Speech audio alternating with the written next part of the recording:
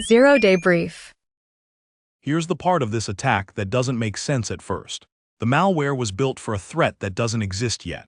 On July 7, 2026, a library was compiled. 5 weeks later, that same library was being delivered to defense contractors through fake job offers. The lore looked familiar. A recruiter, a real company's name, a convincing job description. But inside the package was a Windows kernel 0-day. And then the malware did something you don't normally expect from a campaign like this. Before it would decrypt its own payload, it contacted its command server and negotiated keys using ML-KEM, a post-quantum key exchange designed for the day today's cryptography starts to fail. Think about that. The attack is happening today, but the malware is already being built for tomorrow. And that's what makes this campaign worth looking at. Here's the easiest way to picture this. Imagine a bank hiring through a headhunter. A candidate walks in with a perfect resume. The badge looks real, the references check out, the background check comes back clean. Everything looks legitimate. Because the headhunter, the badge company, and the references are all part of the same operation.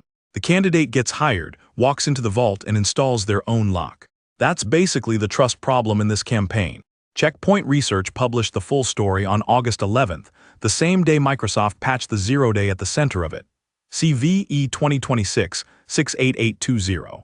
It's a use after free in afd.sys, the ancillary function driver for WinSock, a Windows kernel component that manages socket activity. Here's the technical part. When a browser opens a connection, afd.sys keeps track of that socket in kernel memory. Under a specific race condition, two code paths can reach for the same piece of memory at the same time. One frees it while the other is still using it. That's the use after free. When the race and the attacker gets a kernel read-write primitive. From there, getting to system is a well-trodden path. And Checkpoint sample even carries a little clue about the rootkit family behind it. A log string that says, enable God mode passed. But here's the thing. You'd expect the 0-day to be the most interesting part of this campaign.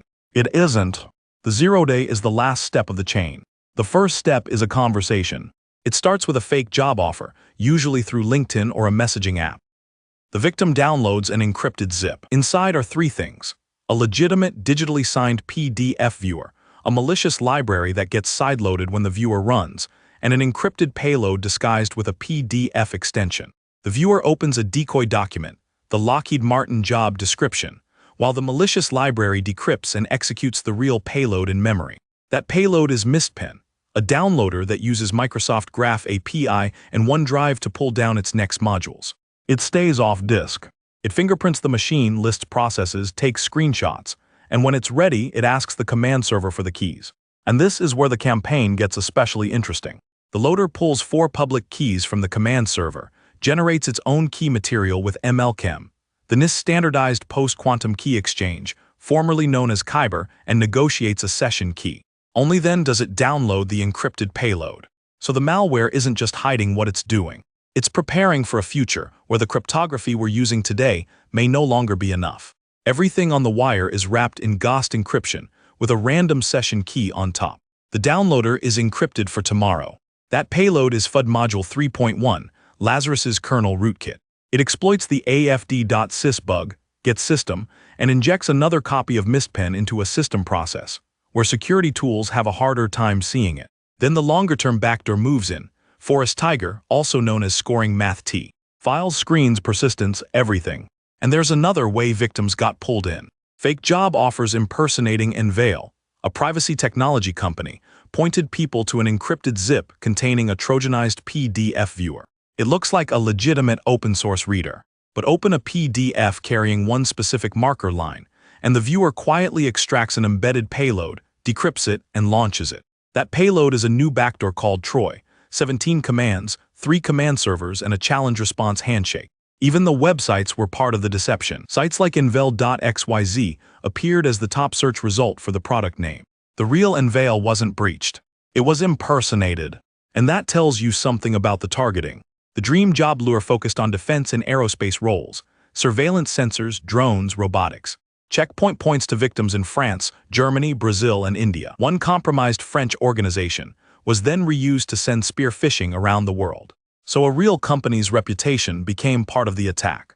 The 0-day itself is a general Windows vulnerability. The targeting comes from the job offer. Now look at the timeline.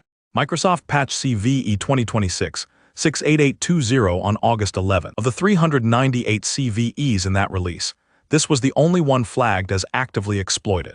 CISA added it to the known exploited vulnerabilities catalog the same day, with a required date of August 25th.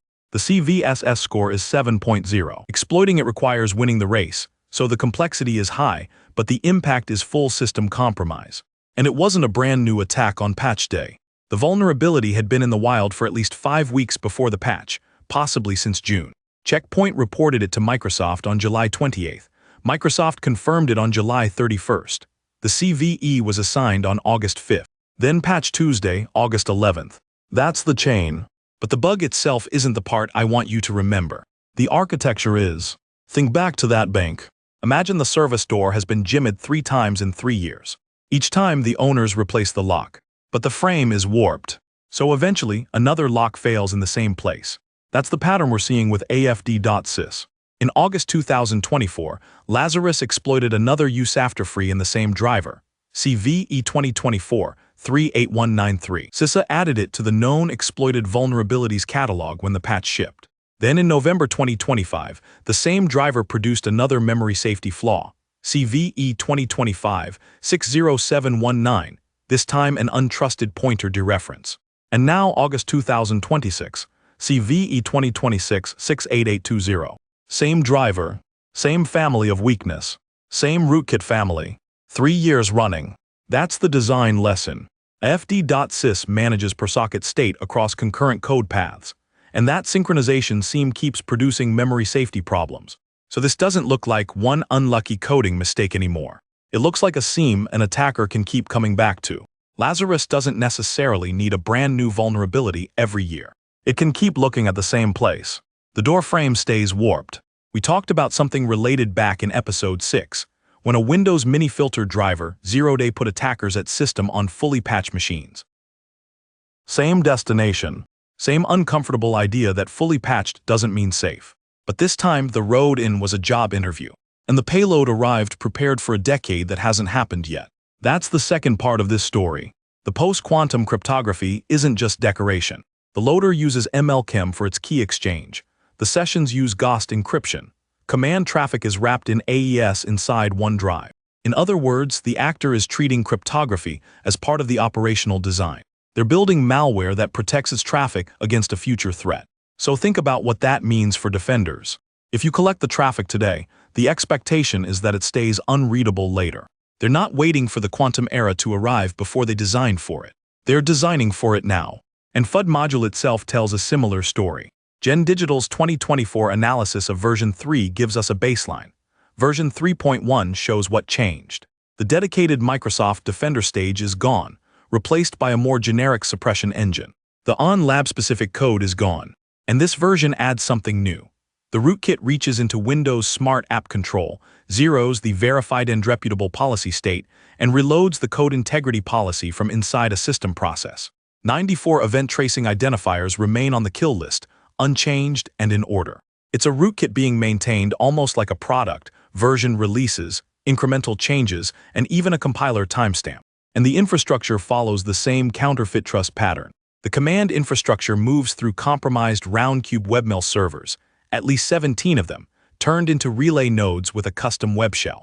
There are also WordPress and Press-to-Shop sites in the chain. The servers doing the talking are victims themselves.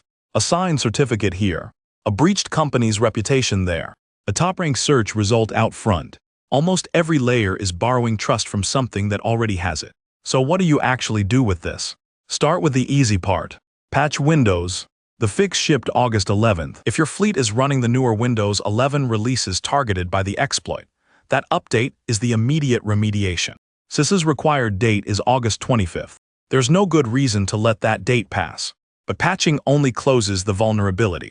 It doesn't explain how the attacker got the victim to run the first file. That's the harder part. Checkpoint published the domains, invel.xyz, invail.online, uxtramine.org, along with hashes for Mistpen, Forest Tiger, Troy, FUD Module 3.1, and the Relay Shell web shell plus a Yara rule. Use those indicators, but also hunt for the behavior around them. If you're in defense or aerospace, an unsolicited job offer that comes with an encrypted zip should get your attention. Look for unusual OneDrive or Microsoft Graph activity. Look for a PDF viewer that appeared on a machine right after someone started talking to a recruiter. And look for the conversation around the file, because that's what this campaign exploited. Go back to the bank analogy. The badge was real-looking. The references were bought. The interview was theater. You can change the lock, that's the patch. But if the frame is still warped, and someone is still getting invited through the front door, you've only fixed one part of the problem. Checkpoint's Sergei Shaikovich made the point directly. The old advice to simply spot the phishing link is no longer enough. And that's important here. The phishing test isn't just the link. It's the whole conversation. The recruiter, the website, the file, the follow-up. That's where the people side of the defense needs to get better. And that's where detection should look too. Not just at the attachment, at the conversation around it. There's one more layer. Those relay servers were compromised before Lazarus used them. Roundcube servers were hit through CVE-2026-68820, and credentials were found on the dark web. At least 17 servers were used as relay nodes. So even the infrastructure doing the talking was itself a victim. That's how deep the counterfeit goes. Let's bring it together. CVE-2026-68820 is patched. But that's not the end of the story. The same driver has now produced the same broad family of memory safety problems 3 years running. And the rootkit exploiting the latest one is being maintained like software. FUD Module 3.1 even learned how to interfere with Windows Smart App Control from inside a system process. Now go back to where we started. A compiler timestamp on a library file. A loader that refuses to decrypt its payload until it has negotiated post-quantum keys. The malware is encrypted for tomorrow. And that's the question I want to leave you with. It's not whether quantum computers are coming. It's whether you're ready for actors who already assume they're coming. Patch the machines. Audit the job offers. And stop treating trust as something you can verify once and forget. In this campaign, trust was the attack surface. The interview was the exploit. The attachment was the payload. And the payload was built for a decade that hasn't arrived yet. Thank you for listening to Zero Day Brief.